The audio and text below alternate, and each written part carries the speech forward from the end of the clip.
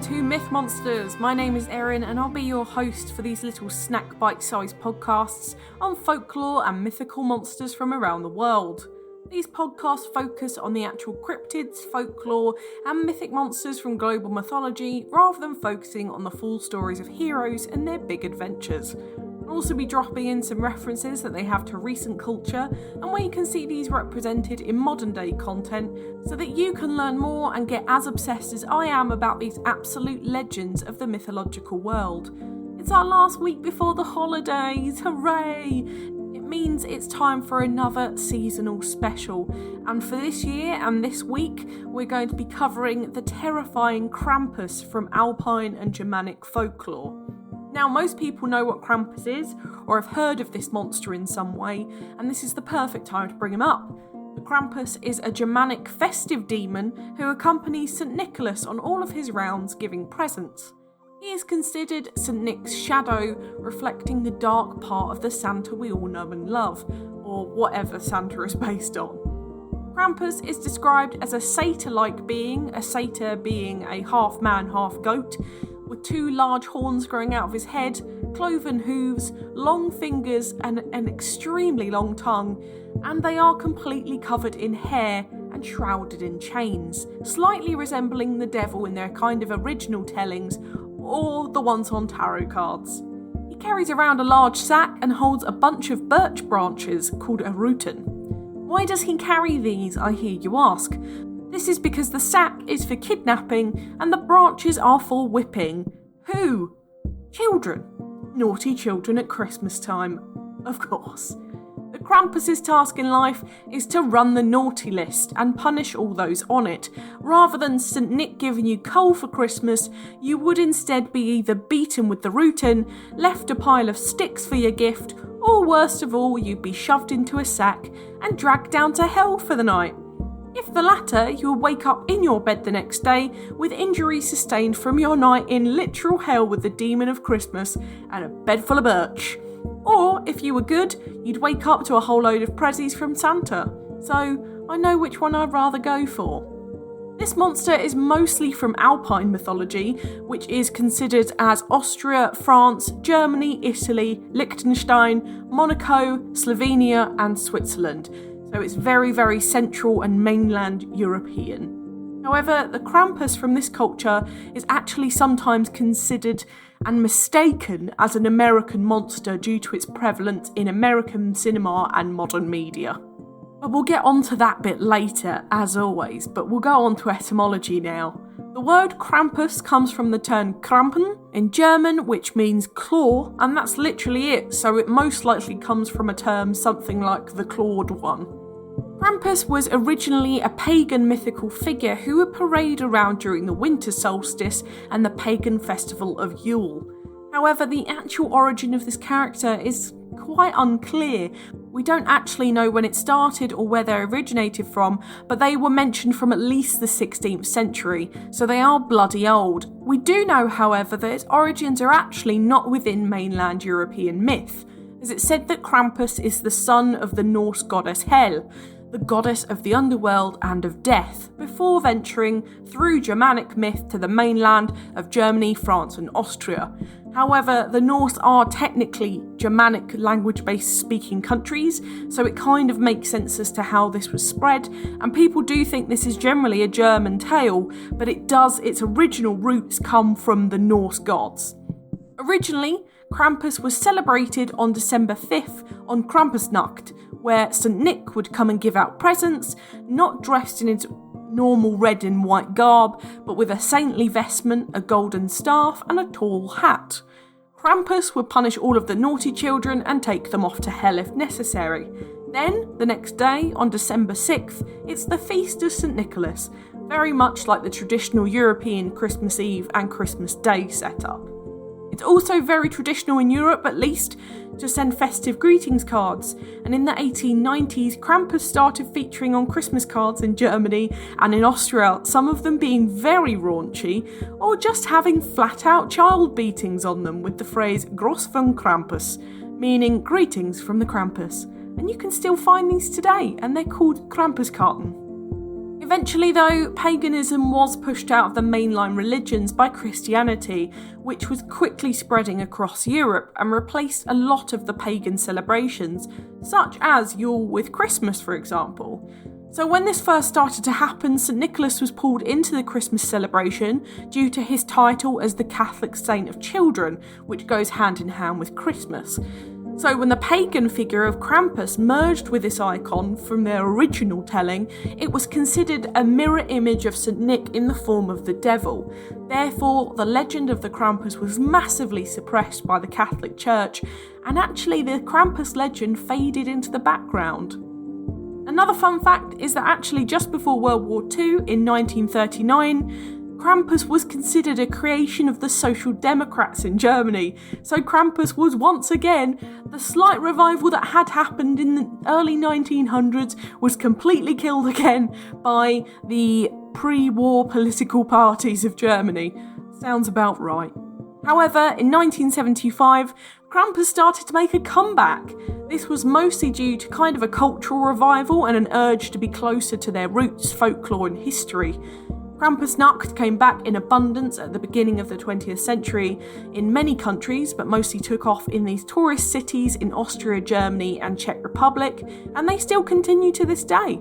They even managed to spread across the pond to the States, and there are loads of festivals in the US every year in big cities to celebrate this side of the holidays. During these celebrations, there's an event called Krampuslauf, which very literally means Krampus Run, where people dress up in Krampus costumes and frighten local children whilst having a cheeky schnaps.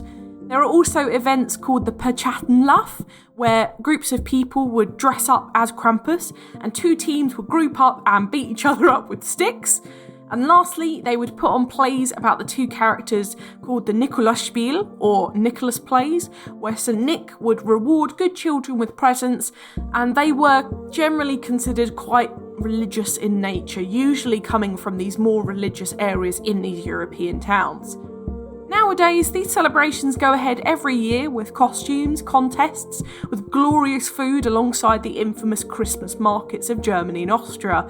And in true Germanic tradition, you've got plenty of Glühwein, Stollen and Lebkuchen. Speaking of which, I'm going to be making my favourite festive treats this week for my Yuletide celebrations, which definitely include all three of those last things, but also the Danish Abelskaver, churros, a bit of panettone, and a good hot chocolate are my absolute faves.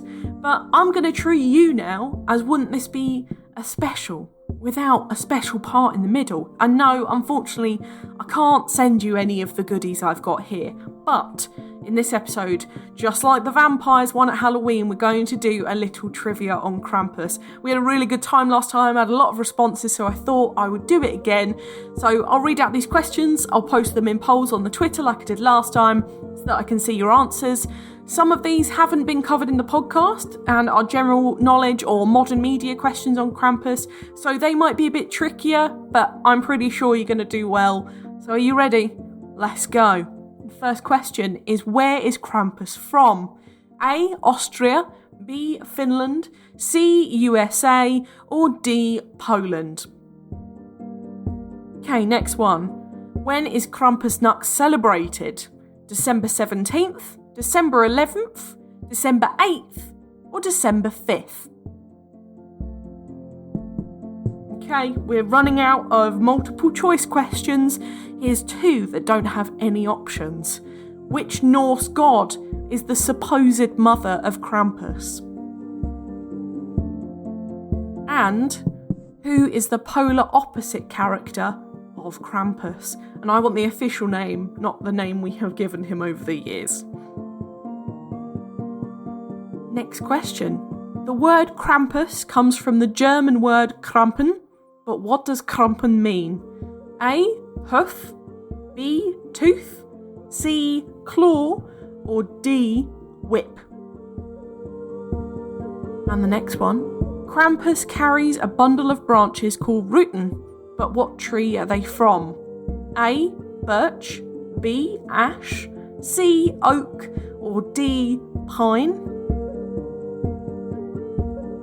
What does Krampus leave children when they've been naughty?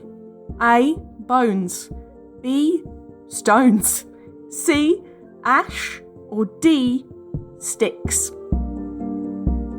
Another fun one without a multi-option. What animal does the Krampus resemble in most tellings?